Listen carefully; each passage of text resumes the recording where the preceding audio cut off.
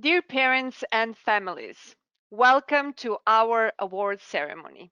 It is our pleasure and honor to award these brilliant and dedicated students with the certificates that will prove their achievements.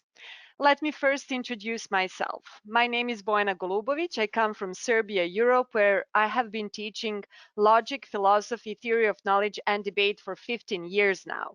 And this is my fifth year with Capital Debate, whose staff, mission, and students have become my American family. Now, I would like to invite Selma to present herself and share her feedback on the past week. Selma? Hi, my name is Selma Tabakovic, and I was the assistant instructor during this entire week. I have been with Capital. This is my second year, but this is my 10th week teaching online camp. And I must say that out of all the weeks that I've personally taught, this group was so far along, so early in the week. So you guys are going to see some really polished and great presentations. But my role wasn't just teaching the students, it was also ensuring that we had a lot of fun. So on the screen right now, you're going to see a crazy picture of us when we were doing an activity because we want to also let you guys know that not only were they able to do their speeches and really perfect them, but we were also had a lot of fun throughout all of it, like playing a Pictionary virtual game, like playing Two Truths and a Lie, all these different activities. So you should be rest assured that this was not boot camp, but they actually had a lot of fun coming up with their speeches as well. Thank you, Boka. Thank you, Selma. So before I call each student, I would like to express our gratitude for trusting us with your children. Selma and I made sure to cover all the lessons that were planned for Debate 101 and to facilitate research, writing, and delivering the persuasive speech on the topic whether government should regulate social media companies. But the most important, as Selma just said, we gave our best to boost cooperation, creative, critical thinking, and confidence, which are, as you know, the skills much needed for their future careers and everyday life. So, dear parents, welcome the new generation of change makers, decision makers, and leaders. And they're strongly advocating for the better world, and we need to listen to their voices. So, I would like to greet our first student on the list. Woo! Banerjee. Yeah, I guess I pronounced it right. Shreya improved um, mostly in body language. So she started with swaying and reflecting on her body language that needs to improve, and you will see her improvement in just a few minutes. Shreya, great job. We really enjoyed facilitating your growth. It was a pleasure and honor. Thank you, Shreya. Moving on to our next student, Mithran Moses. Great job, Mithran. Mithran also stated that he needs improvement in body language, and he did improve. And you will see that in a couple of minutes. It was a great pleasure and honor to work with Mithran, and we learned a lot from him. Thank you, Mithran. Great job. Our next student is Felicity Newby. Oh, we were so impressed by her performance during the talent show, but you will be impressed as much as we were by listening to her speech. Great job, Felicity. It was our pleasure and honor to facilitate your growth. Thank you. Williams Olatubi. The man who improved his body language the most. Great job, Williams. We are so proud of your improvement. Williams actually started with being less secure in his presentation, though his writing was great. He put so much pathos in what he wrote about. And during these last 3 days, he improved so much. You will see that in a few minutes. Great job, Williams. We really enjoyed working with you. Thank you. Our next student, Tanishka Pate. Oh, I've learned so much about fencing. I started researching after I learned that she's so great in this activity. And great job, Tanishka. But you will see that she is doing the great job in public speaking as well. Thank you, Tanishka. It was a pleasure and honor to facilitate your growth.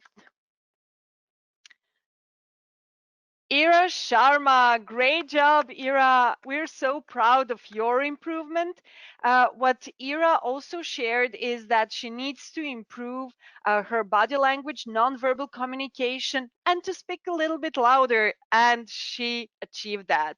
Great job, Eira. We are so looking forward to hearing you present.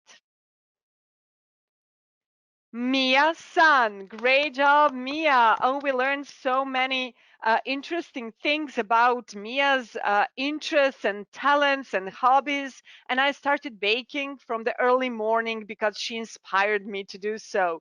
Apart from her talents, we could also witness her talent in public speaking, and she did a great job as well, and you will witness that. It was a pleasure and honor to facilitate your growth. Andrew Thomas.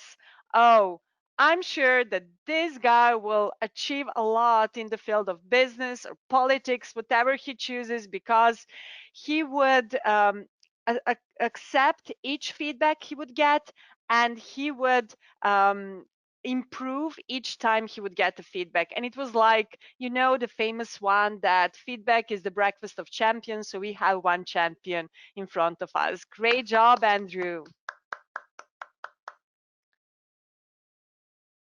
So I guess that it's time to do the official part of our showcase and award ceremony. And before I start with this part of our presentation, I would like to thank you once again for trusting us with your children. They were, as Selma said, marvelous. And what I've personally learned from them is to set my goals and to be, let's say, determined in achieving them. That's what they taught us. So this morning, they fill out the student survey form in order for us to get feedback. And it's not only for Selma and me, but for the whole capital debate to know how to improve and offer better virtual camps or better programs. So parents, we would like you to do the same. And here is the link for parent survey. And I'm sure you will get that in your emails as well. So please use a few minutes of your time to give us the feedback so that we can improve. Thank you, Selma. Moving on to what we offer till the end of summer.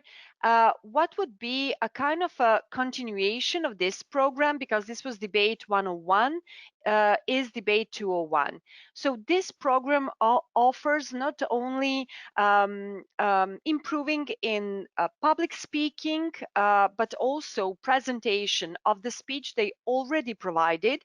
So that would be an opening speech, and they will learn how to write refutation speech and summary speech. So refutation speech would be an attack speech to their opponent's case, and that closing speech, summary speech, will be a speech with which they summarize the debate, but also weigh the values that were present in that debate. And they will polish their cross-examination more. And the programs that are offered here, business, legal, interpersonal, and STEM communications, are the programs, as the name say, they offer actually improvement in communication in this specific fields. If you're interested in enrolling in some of these programs, if you use coupon code NEXTClass2020, you will get $50 off for the next camp. If you have any questions regarding whether your child should enroll the specific program, here is an email address where you can write us or just call us by using this phone number. And what we can offer today, since this is last day to enroll and to save $100, is the program that will last throughout the year. So this is the program that follows their school year, and it's called Debate League. So what we offer in this program are weekly debate practice and monthly debate tournaments. But we can also offer weekend workshops and clinics, as well as online resources that your children can use in order to work on their cases. This is a program that will, let's say, improve more what they learned here at Debate 101, and is a great challenge for them and a way to use their time, their free time, let's say, in the best possible manner. Thank you, Selma. So what we are about to witness now is the showcase, and I'm sure that you are so, let's say, so eager to see what our students will present. So, dear students, let's get off the panel and free some space for our first presenter. So our first presenter will be Shreya Banerjee. Shreya will speak from the pro side, and she will give us her reasons for government regulation, actually for reasons for the government not regulate social media companies. Shreya, the floor is yours.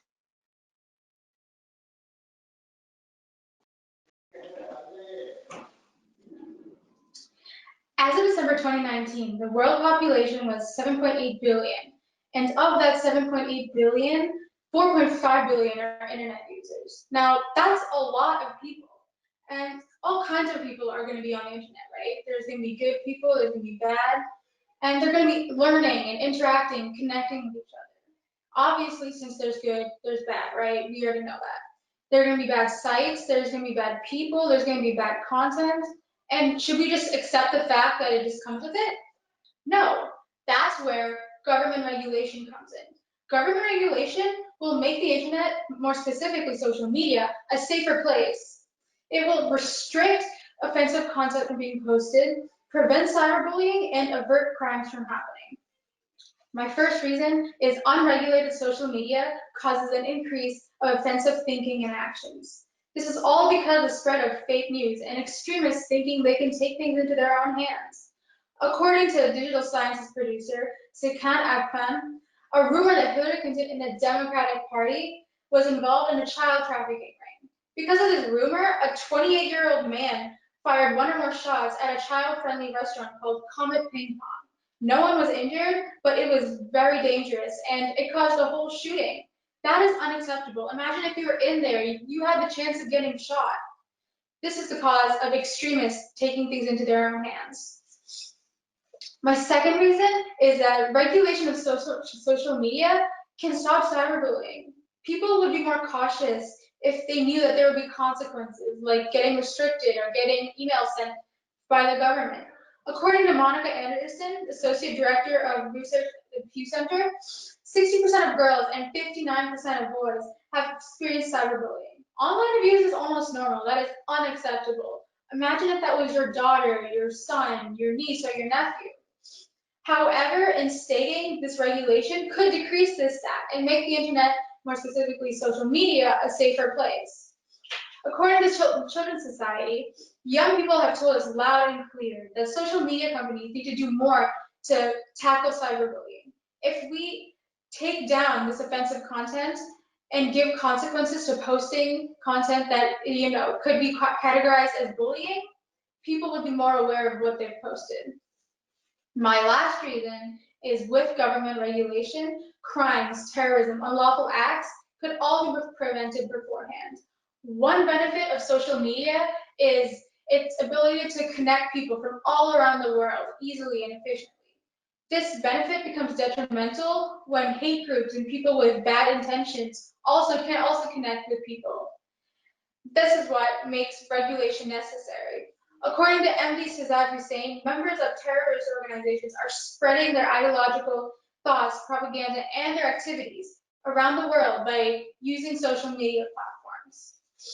Since social media platforms have done nothing to limit this content, the government must step in. According to The Hill, as of now, Americans don't have much confidence in Facebook's ability to prevent misleading information, furthering my point of why the government must step in. Terrorism and crimes and unlawful acts, they all cause unwanted fear in our environment. And if we take social media away, the one platform that they use to spread their ideas, imagine how much crime would be reduced. Imagine how much terrorism would be reduced. In conclusion, regulation from the government will restrict harmful content from being posted, disintegrate cyberbullying, and reduce crime. People always say the internet's bad, social media is not safe, don't post your information. But thankfully, government regulation will put an end to our problems with social media.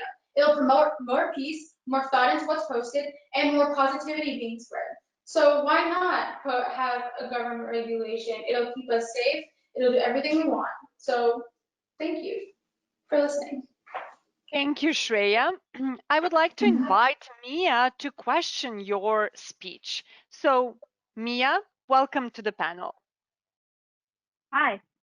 So my first question to you is, are there any other possible ways to prevent extremists, bullying, etc. on social media besides using government regulations? And why do you think government regulations would be the most effective? As of now, we don't know what our solution is, but right now we know that government regulation could be the first step in making social media and the internet safer. So I think in that perspective, it is the most efficient way. My second question to you is, the common saying goes, there's always bad and good. Why do you think government regulations will make social media completely better and safer? Well, for one, it will take away the content that is categorized as bullying or, hate or offensive. And with that, we'll be just left with the good content that will, spread good ideas, spread good positivity. And third, besides the shooting that you mentioned in your speech, are there any other examples on how social media became physical? Well, for one, the Boston Marathon bombing, it was planned on Facebook. And I think that's a really big thing because that was a terrorist attack in Boston. And that was another event that was caused because of people on social media. Thank you very much. Your time is up. So let's see who's our next presenter. Great job, girls. We're so proud of you. Miya Sun. Miya, welcome to the panel again. Now, Miya will present the reasons why she thinks that government should not regulate. Listen carefully. It's on you to decide. All right. Hey guys, I'm Miya. So more than 3.6 billion users use social media worldwide. So I can assume each of you guys either use social media or at least know someone that does. However, I know less of you guys have gotten your content taken down and reported by the government. And sadly, I have to admit this has happened to me before.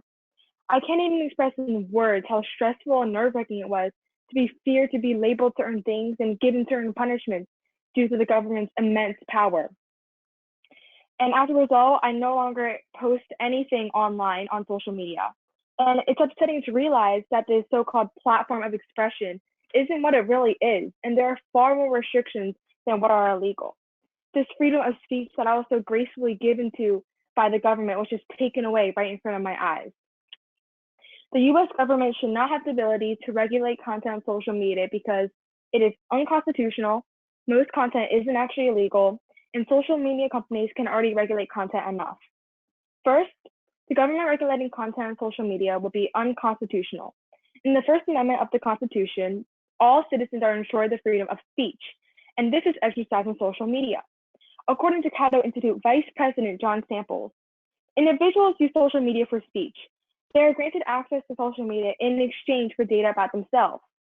If the government blocked that exchange, speech by individuals would be infringed.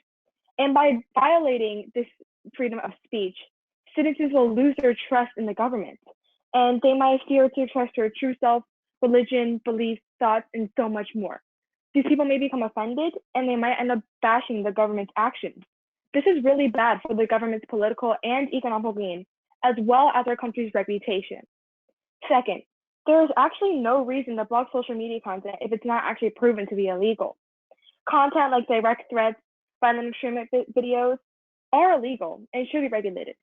On the other hand, misinformation, hate speech, defamation, public threats, terrorist incitement, bullying, international acts were never actually established or defined as illegal.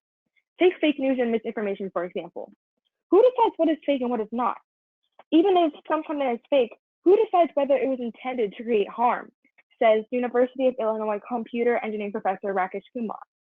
Social media platforms are to express whether or not your thoughts are positive or negative. And if it's not illegal, there is no reason for the government to block that content to ensure that you have the freedom of speech and expression. Lastly, even if content was to be regulated, it should be done by the social media's technical companies and not the government. Social media technical companies are already responsible enough to limit and restrict the content already, some even exceeding the requirements. Jack Balkin, Knight Professor of Law and the First Amendment at Yale Law School, states, social media companies impose a set of civility, safety, and behavioral norms for their imagined audience. Different from 20th century newspaper, but nevertheless quite constrained. Like 20th century country media, social media may limit speech far more than the law requires them to. If the government were to regulate social media, it would just be another unnecessary responsibility for them, while technical companies can already keep their content overly and super safe for the users. Because technical companies already keep platforms safe, lots of content isn't actually illegal, and users should have their freedom of speech, the government should not restrict content on social media. So, for all of you social media users out there, I encourage you guys to fight, to speak up to the government about these strict regulations and actions. And it's not too late to change this. We can't just let our freedoms and rights just be taken away from us right in front of our eyes. Talk to your friends, spread awareness. We can change this. Thank you. Thank you, Mia. Great job. So I would like to invite Williams to question your speech. Williams, the floor is yours.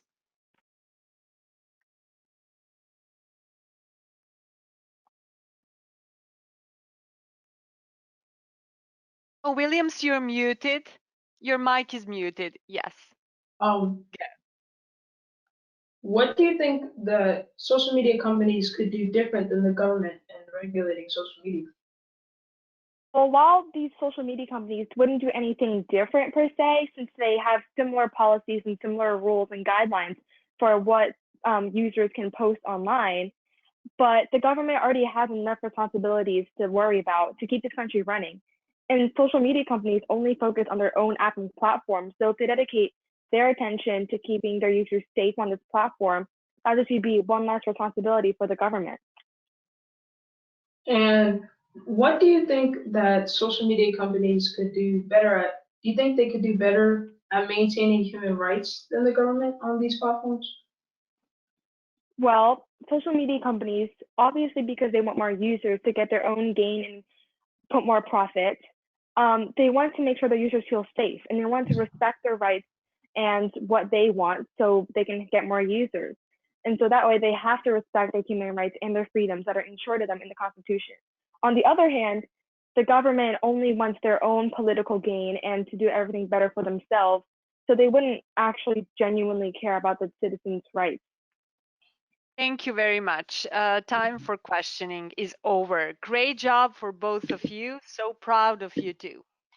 So our next presenter is Williams Olatubi, and Williams will present from the pro side.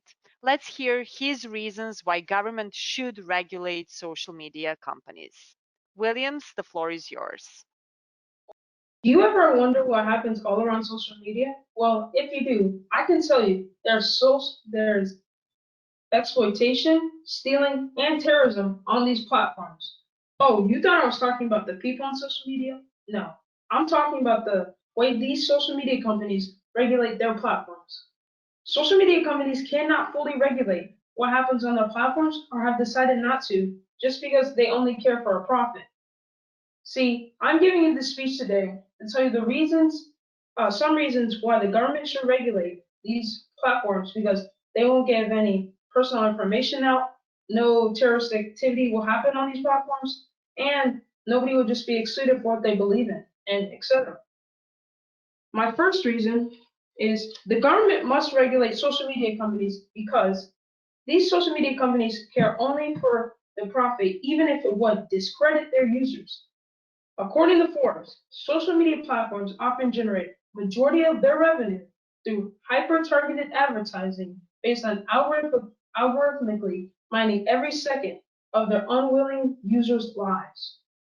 Companies stalk their unsuspecting victims across the web, extracting maximal profit, removing any shred of privacy or dignity, and socializing the risk of data breach or damage to the user, while privatizing all the monetary benefit of exploiting them.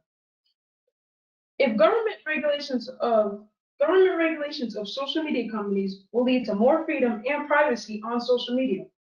People will not have to worry about whether their information will be stolen and sold.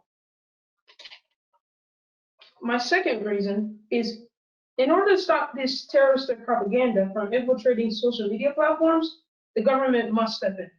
The platforms say they will not censor any free speech, even if the comment promotes violence or hate, which obviously don't censor or stop terrorism. According to Forbes, social media has become a critical inadvertent ally in helping terrorist organizations throughout the globe recruit, communicate, and promote terroristic activity. The platforms themselves have been slow to respond, initially rejecting calls to remove terrorists from their walled gardens.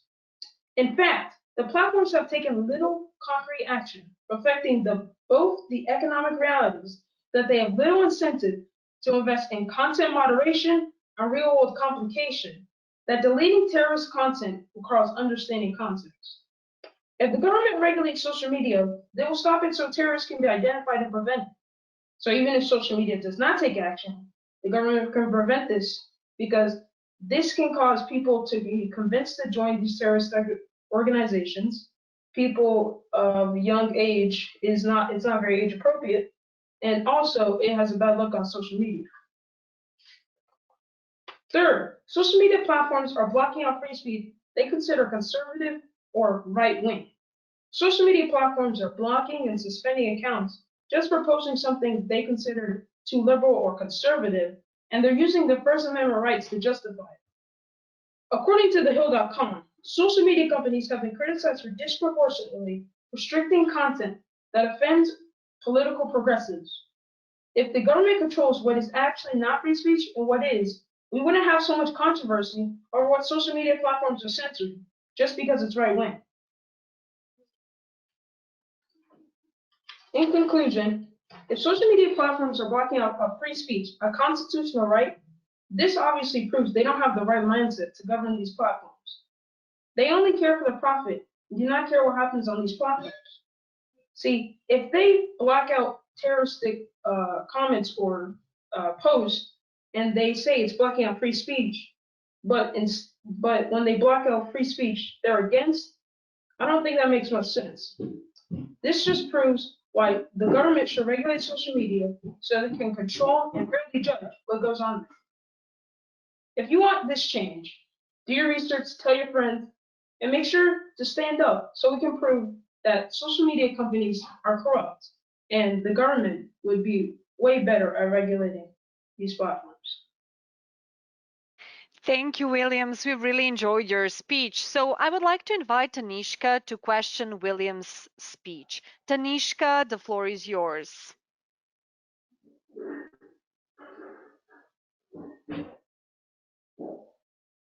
What should be allowed to say on social media based on free speech? I think any speech that is not considered too controversial or is considered hate speech has a right to be online. And sometimes, even if it's considered conservative or left wing, it doesn't mean it's offensive. So as long as it's not hate speech, it would be fine. Why is free speech so important?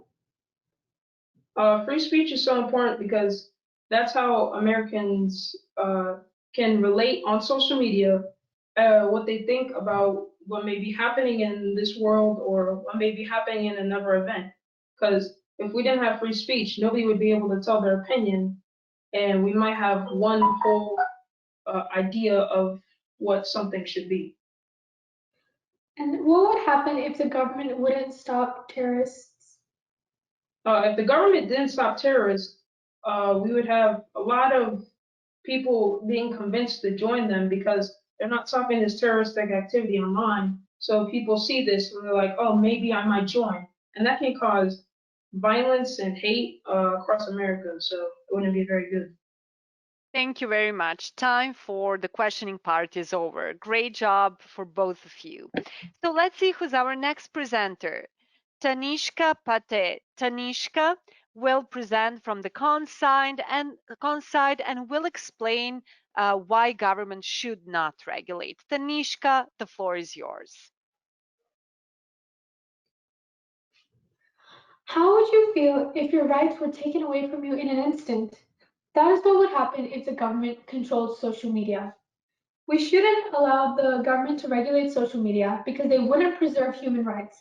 They would silence government opposition and they would allow other countries to interfere in elections. First off, the government has to preserve human rights on social media because people should be able to express their feelings and have the right to choose which religion they feel most comfortable with. According to the Human Rights Watch in 2019, they continue to prioritize economic opportunities in China, but without the pretense of a strategy for improving the respect of the rights of the people there. In fact, the Chinese Communist Party has shown that economic growth can reinforce a dictatorship by giving it means to enforce its rule. To spend what it takes to maintain power, China employs censorship to maintain the pervasive surveillance state it constructs. So, if the government could control social media from the start, we wouldn't be able to know about religious oppression and the government could limit religious freedoms easier. If these same regimes are applied to social media in America, people would slowly start getting less information and become blind to many important issues. I also believe the government would silence oppositions, because there's always going to be many people that don't agree in the government or the president's ways. And if they want to get reelected, the party will make sure there's nothing wrong about them on social media.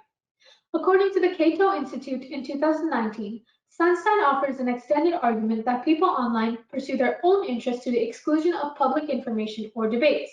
Particularly, they do not come across ideas and arguments they might not seek out.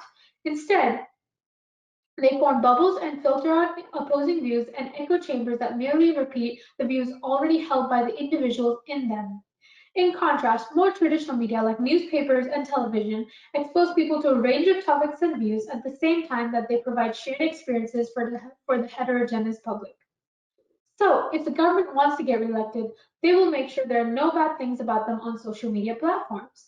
As it says in the article above, people on social media would see less than if they were reading the information on a newspaper or listening to it on TV.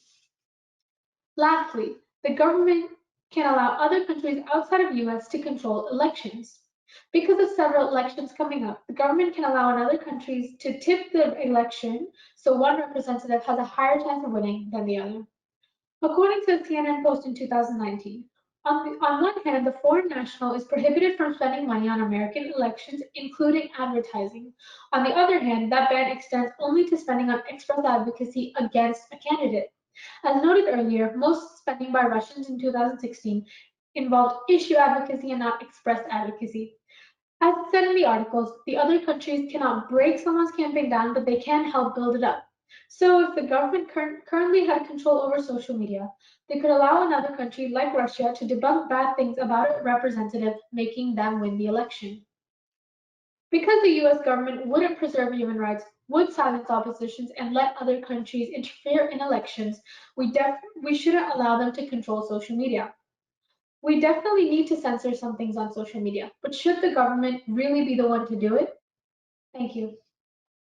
Thank you, Tanishka. We really enjoyed your speech. So I would like to invite Shreya to question Tanishka's speech. Shreya, the floor is yours.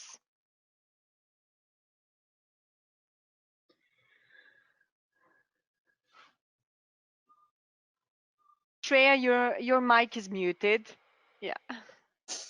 Sorry. No. If not the government, who do you propose should regulate social media?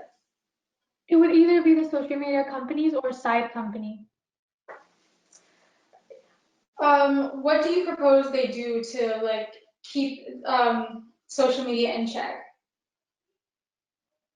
Well, they don't have as much power as the government, so they can't really change rights or change or ask other countries to help, like in the argument. So they can just limit the terroristic or things that can't be said on social media that are bad for general people to see. So you said that so the government would have like an ulterior motive and they would do it for their gain. Do you think social media would do that too, or like the social media companies?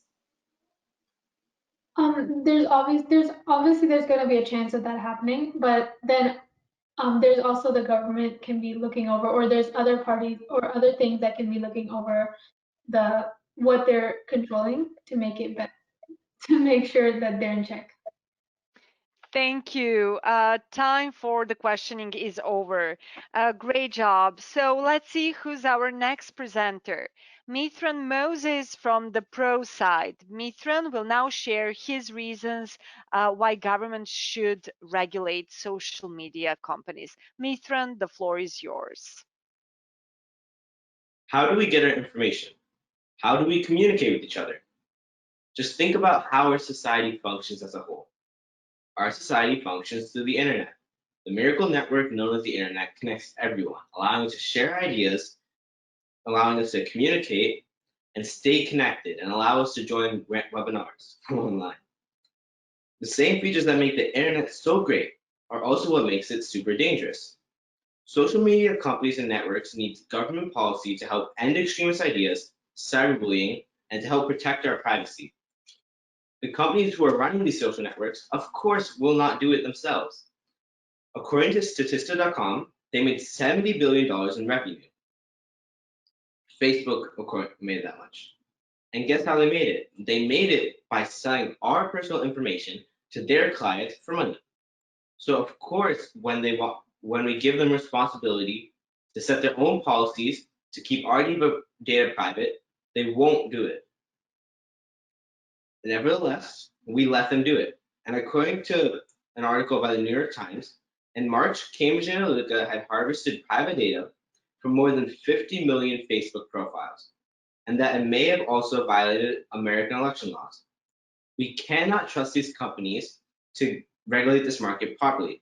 Because of lenient policies, millions of Americans have lost their private info. They have not and will not regulate this network properly, so it's the job of the government to do so. The government can set policies to remove harmful and violent propaganda from the internet, creating a safer network for all. Social media companies are not doing an effective job at this. According to an article from The Verge, these companies make radical clips digitally available throughout the world, enabling terrorist leaders to affect the conduct of millions of viewers. Think about it. They could sit in one place with one computer and spread their radical ideas across the globe with nobody taking it down. Propaganda fuels hate into an already dangerous world, and so we need the government to remove it. If there was a terrorist in real life advocating for mass murder, atrocities, and genocide, we'd all be disgusted. And when the government removes them from their place, we'd be happy. But when it happens online, it's considered an infringement on free speech. Cyberbullying is also left uncontested online. We should put in government regulations to help reduce the amount of it. The government should do this because they can remove the accounts that are bullying, harassing, or intimidating others quicker than social media companies can. Facebook and other social media companies are risking the young people's lives just for some more money.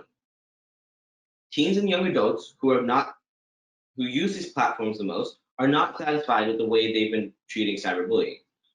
According to the Children's Society, responses from social media companies to reports of cyberbullying and harassment have been inconsistent and in many cases inadequate. A Daily Science article states, children and young people under the age of 25 who are victims of cyberbullying are more than twice likely to enact self-harm and to enact suicidal behavior. If there was a child being told to kill themselves over and over again in the real world, we'd all be alarmed, and that harasser would be punished. However, when it's online, right now, there are no consequences. With government policies, we can remove cyberbullying from these networks and create a safer world for all, literally saving lives. As a species, we must remember, while this supernatural invention is one of the pinnacles of human intelligence, it may also be our downfall. Bill Gates once said, the internet is becoming the town square for the global village of tomorrow. The internet gives us access to all the world's knowledge, allowing us to interact with 4.7 billion people, millions of companies, and countless numbers of groups. But we also must remember that it gives us 4.7 billion people, thousands of companies, and thousands of organizations access to us. Thank you. Thank you very much, Mithran. So I would like to invite Felicity to question your persuasive speech in this topic. Felicity, the floor is yours.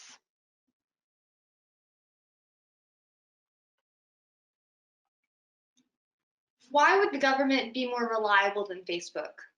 So Facebook is a good example because all these social networks, they make their money by selling our info, right?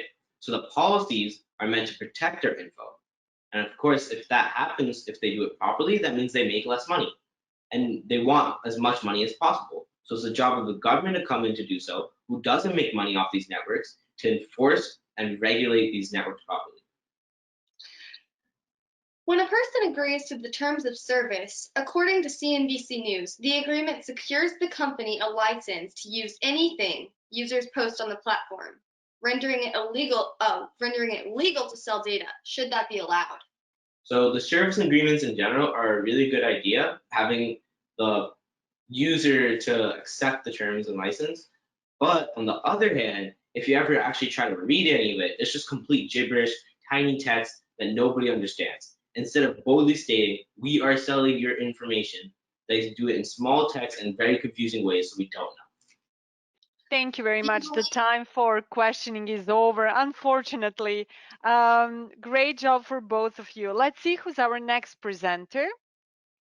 So Felicity Newby from the pro side, let's hear what Felicity has to say about this topic. Felicity, the floor is yours.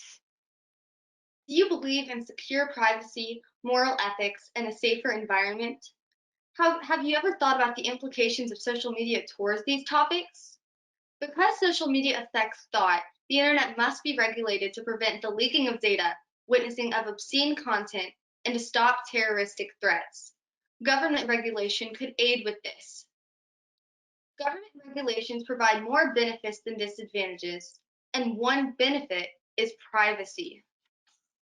The government should have the opportunity to solidify privacy on media platforms to prevent fraudulence and the leaking of data.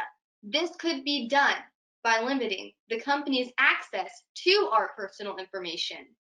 The Human Watch Organization has stated internet-based companies in the US can create and store large pools of data about our race, religion, political views, opinion, and many other aspects of our lives.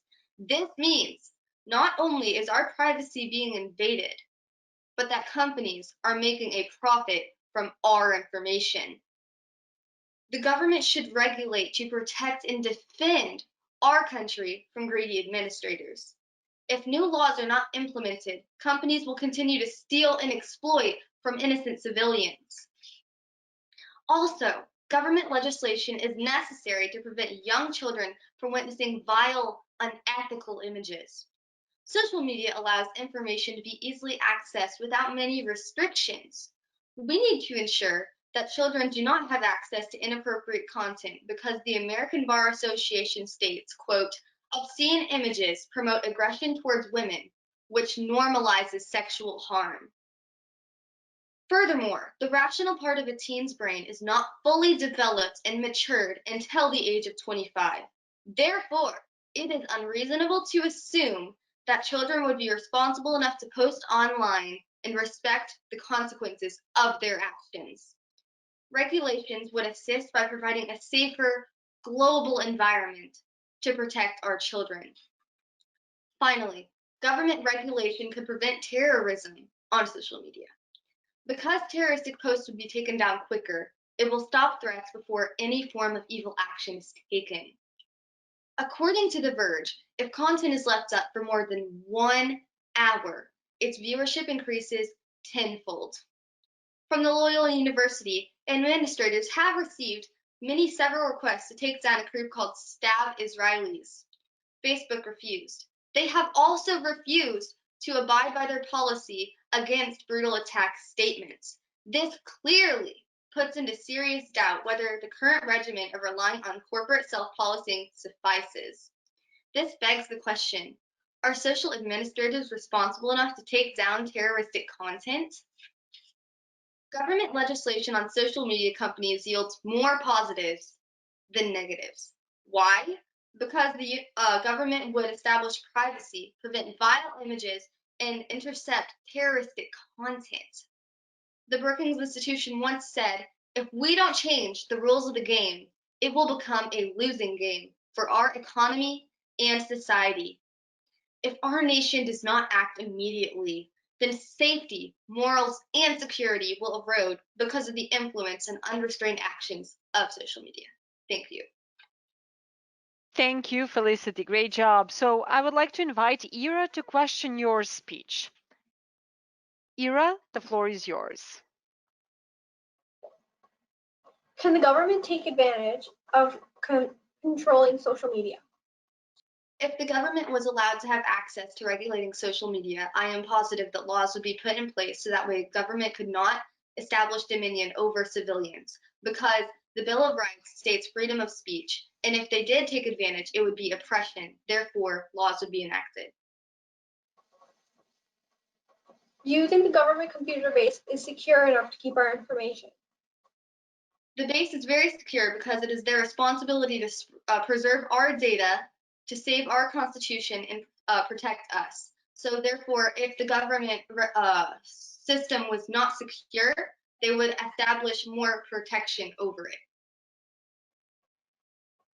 If there are restrictions on social media, where do you see the country in 10 years? I would see the country in 10 years as more secure, there would be more self-expression, and there would be less violence on social media. Thank you very much. The time for questioning is over. Great job for both of you. So let's see who's our next presenter. Of course, Eira Sharma, giving the reasons from the con side. Eira, the floor is yours.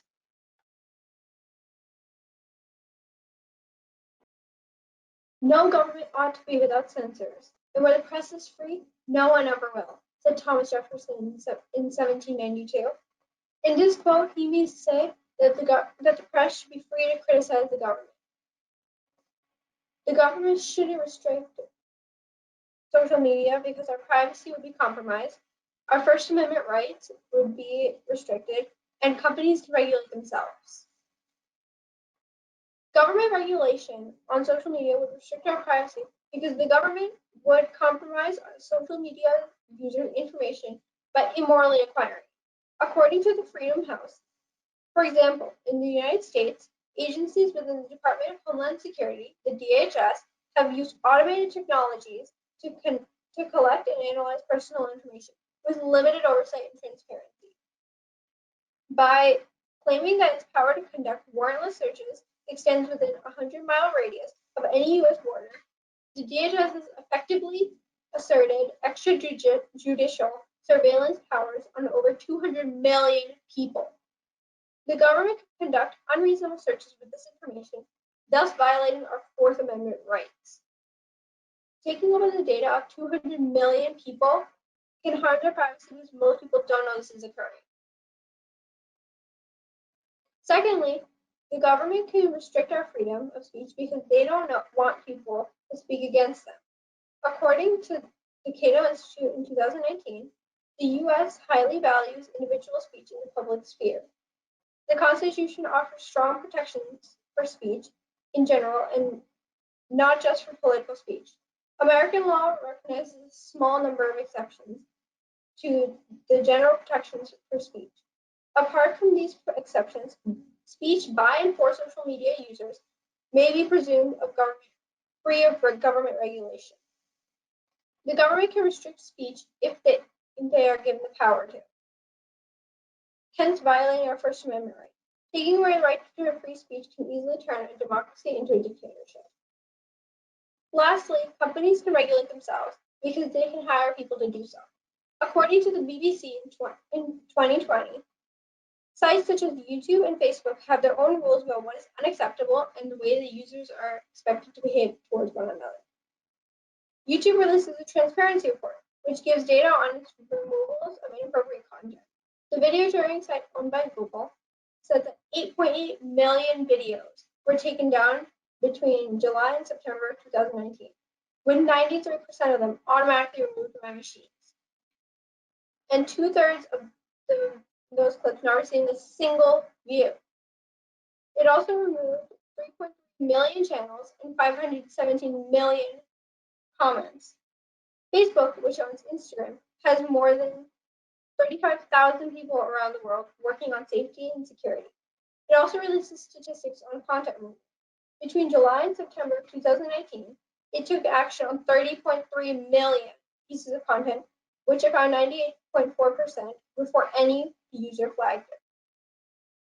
Many sites are already self-governing, so the government does not need to step in and remove content.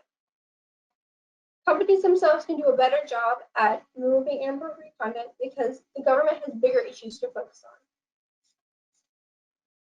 If the government restricts social media, our privacy will be compromised and the right to free speech will be taken away. Also, companies can regulate themselves. If the government starts to restrict social media, our democracy will start to turn into a dictatorship. Thank you. Thank you, Eira. I would like to invite Andrew to question your speech. Andrew, the floor is yours.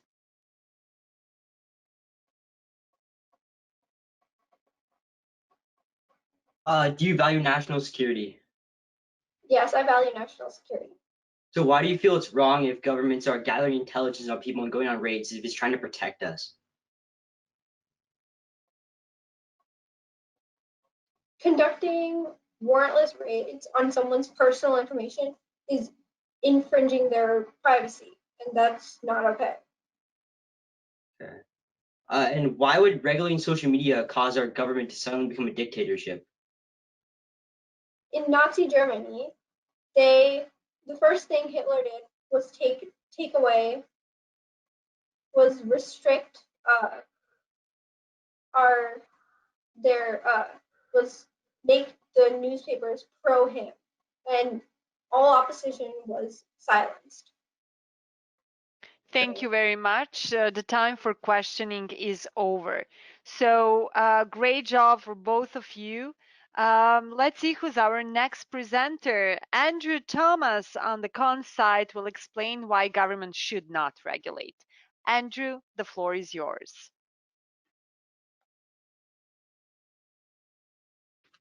Did you know that the average person spends over 5 years of life on social media?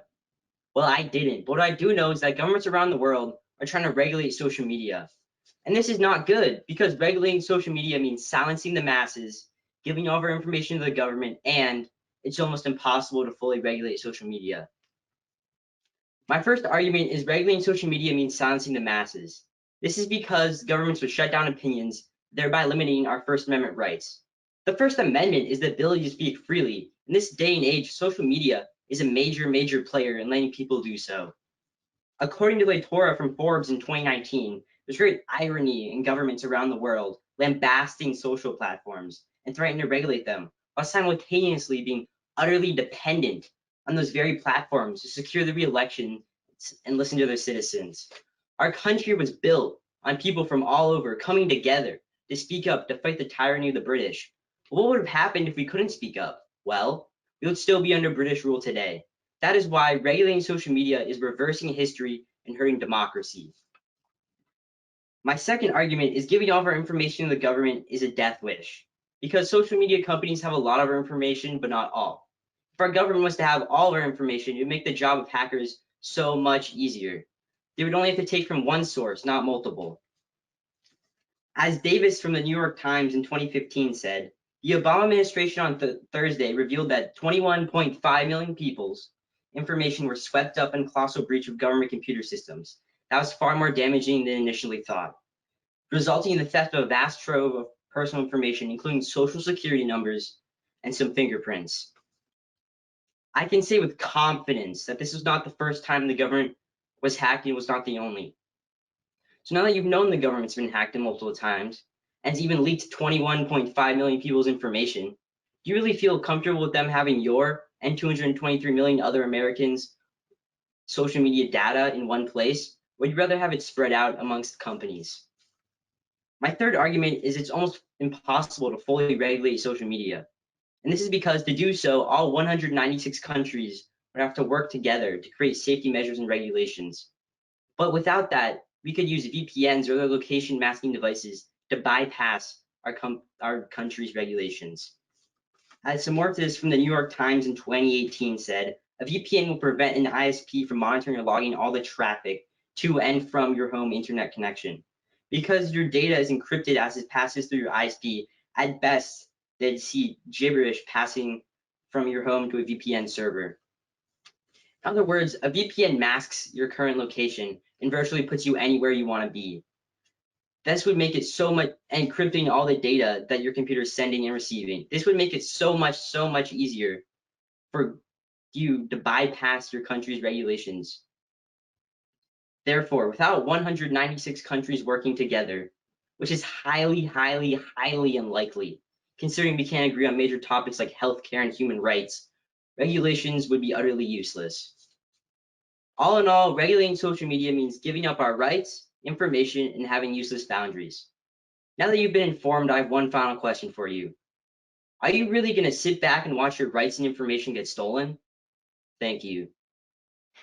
Thank you, Andrew. We really enjoyed your speech. I would like now to invite Mithran to question it. Mithran, the floor is yours. So my first question is, Facebook is based in the US, so can we do something to regulate them?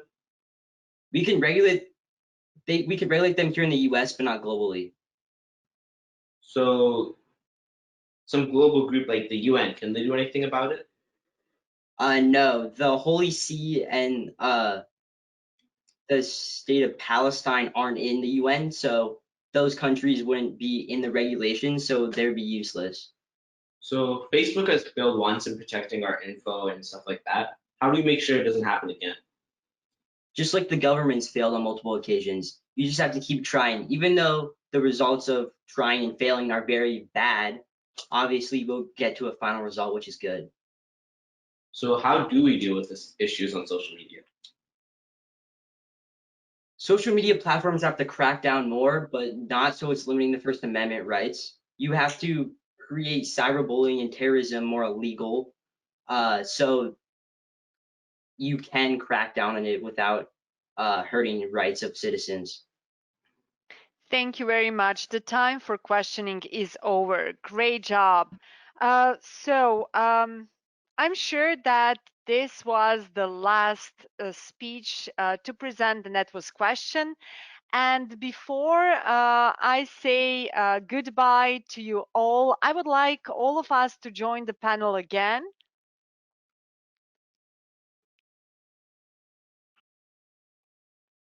And I would like to share that as your instructor, I was amazed with your performance. Selma, would you like to add something?